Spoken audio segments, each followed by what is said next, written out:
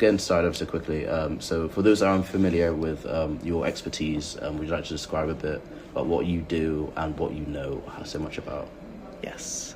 So I am a lecturer at the University of Gloucestershire. I teach games programming, but I specialise in serious games and games for accessibility.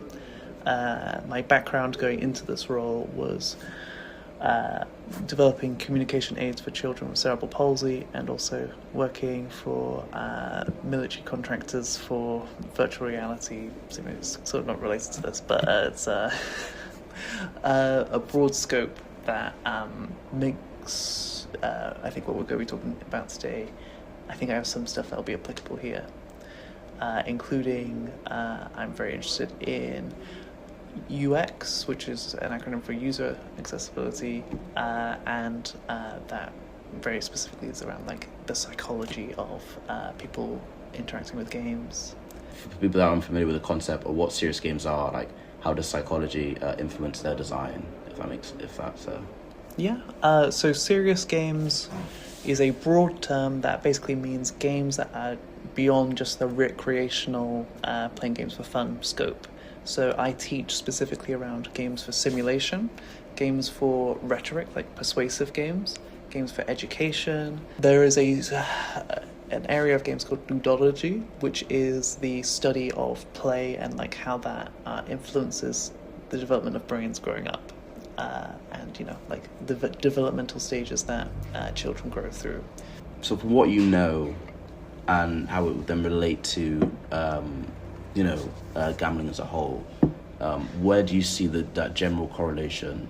Obviously, is people watching games and being involved in a type of game, or treating gambling almost as a game, in terms of the correlation? Like, what do you pull from that the most? I think it's important to consider that gambling has existed across like the scope of human history, going back to like medieval era, like early style games of like dice and cards.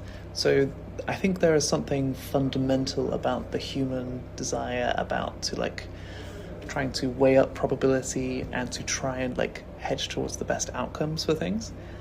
You could say that is a survival mechanism, that is an evolutionary trait that is rewarded, that if you are able to anticipate the future, that you are able to best suit your needs. And so from that evolutionary perspective, the people who are able to hedge their bets effectively are able to propagate. And that means that outside of just luck-based games, you do see things like, where should I invest? Like, what investments should I make for the best return? Thinking of like games of strategy and like that social deception game, like who do I trust in certain scenarios? Who do I take at face value? I think it's really important, like part of the fabric of like human history. The idea that gambling is that ability to project forward into the future and anticipate where things are going to happen and be. So what we are seeing in this stage of gambling, and kind of what you're describing, is gambling becoming more of like a commercial business, and we have seen that happen in sort of recent history in the context of like casinos and gambling, which the effects of those have been like pretty wildly documented, and that means that legislation was put in place. But what we're now talking about is how some of that legislation has been evaded, and how the effects on gambling on the brain are being studied in such ways that to try and like take advantage of how we perceive things and how we process information in certain ways. We could define games as a recreational activity where you perceive some kind of enjoyment from it, and sports are games. And we could also define games as the idea of like there is a winner and a loser. Not all games have that, but that makes gambling like very games adjacent. I appreciate I was good, very broad concept, No, like that's no narrowing problem at all. down. But yeah, So staying in that realm of that uh, that link or that kind of almost arguably putting it in the same ballpark, Yep. for argument's sake. So what psychological principles are commonly used to keep people within that realm, wanting to keep coming back and engaged in this game? okay. There are two schools of thought that we can go down here. The first is the concept of mind-body loci of control. Don't know if you've come across this before. It's the idea that when we are processing information about the world, our brains are trying to like make estimates and try and like process things quicker. Things like if a ball is thrown at you, your body will react and it will move before you consciously need to think about moving the ball and grabbing it. Same with language. You don't need to think about every single word and what it means. It becomes automatic. What we can show is that when the body is modified, the mind compensates for that and sort of adjusts and makes it part of its loci of control. Things like, you might have seen a study where they put goggles on that invert vision, so you see upside down, and over like 20 minutes, like people can walk around fine, and they take the goggles off again, and they have to recalibrate and get back to the world. So the first aspect of like games addiction is that idea that as people are using these games, they're kind of like modifying their mind-body experience in the way like when you have a phone, people you perceive like people on your phone as like being closer, or how when like you ride a bike, that kind of in fact reflects in your language, like rather than saying I rode a bike or like I rode a train, you might say I biked somewhere or I skateboarded somewhere. So there's that aspect of like becoming, when something becomes incorporated part of like your mind body, when you're using it a lot. In the context of games, I would say there is an aspect of like, where does that become sort of detractive from socializing with people around you? When they become ingrained with that, it might impact their ability to form connections outside of that game, because they're heavily is that argument of like, well, my friends are on my phone, and if you take my phone away, that's a large part of my communication. So that's school of thought number one. School of thought number two is the psychological processes around how we perceive value, and again, that kind of like risk-reward factor. So we could talk about cognitive factors that influence our decision-making. You can see them in advertising. You do see a lot of it in like slot machines and stuff, and also just like shops and retail and marketing. Things like I'm going to use the term like cognitive biases. For example, the like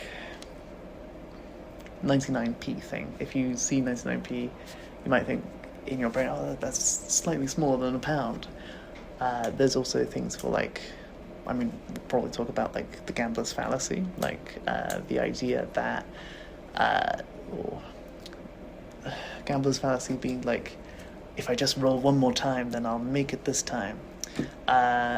You also have things like loss aversion. So you can, these are not necessarily like concrete rules, but they are general things that have been observed about human behavior and patterns that are basically measurable, and then if you do them on a large enough scale, can reliably say that these things are going to pay off. So loss aversion is the idea that when you are losing something, that feels bigger than when you're gaining something, even if that number is the same. So you can frame information in certain ways so that the people using that system will perceive it in different ways.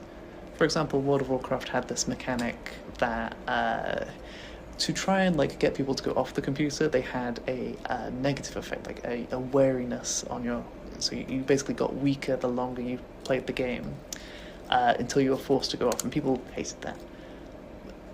So the devs put in a fix, and the fix is you get a bonus to all of your strengths and bonus, and that bonus will fade until you have been playing long enough and you just get your normal stats. The players love this, and it's like, we fixed the issue. But from the developer's perspective, it's the same numbers. It's just how do you frame that? And I think that is something that we're seeing with companies finding, how do we present this way so that, again, going back to the question, the psychological aspect, how do we frame it in such a way that the brain is either more accepting or is biasing towards the kind of thing that we want the person to do. So we're kind of trying to presuppose an outcome. I wanted to talk about both of those schools of thought because they do kind of intersect a little bit as well. The idea that in sports, you might have a team that you kind of really align with. You might be a person might be I support Arsenal, or I support Liverpool, or they might say, I am an Arsenal fan. It becomes part of their identity. And then, from a sort of cynical perspective, I could say they're more likely to invest in the merch or get the yearbook or care about getting the FIFA game and getting all the characters. So these factors are equally important, I think, when discussing how companies are using these to incentivize. What we're talking about is marketing, right? How they incentivize selling their product, which is the gambling aspect. Does that give you enough detail for that question? Yeah, that's fantastic. Awesome. What I really like about that is when you talk about it's almost incentives to do a certain thing, which in a lot of gambling they are doing. What was it? If you bet say £5 enough times, then you get a free bet. And that's similar when you buy enough coffees to get a free one. Yes. But this is more incentivizing you to potentially. It's a bit more than that, arguably, for the fact that there is a possibility for you to win and to win and to win and to win. To have that aspect and part of it as well, and then to get such arguably a minor reward at the end. That actually has a name. It's called the sunken cost fallacy. If I've done 3 rolls and I know if I get a free roll in 2 more, then I might as well do the 2 more rolls, so I get that bonus. So absolutely, you can identify a lot of these individual things and in a way you can kind of look at these things and be well, they're kind of everywhere a little bit. You get coupons for shopping, you get. These things are everywhere. The point I think that we're trying to discuss here is when they're used kind of maliciously or exploitively, that's worthy of analysis and discussion, I think, particularly in the context of gambling where some people might be more vulnerable to these techniques than others.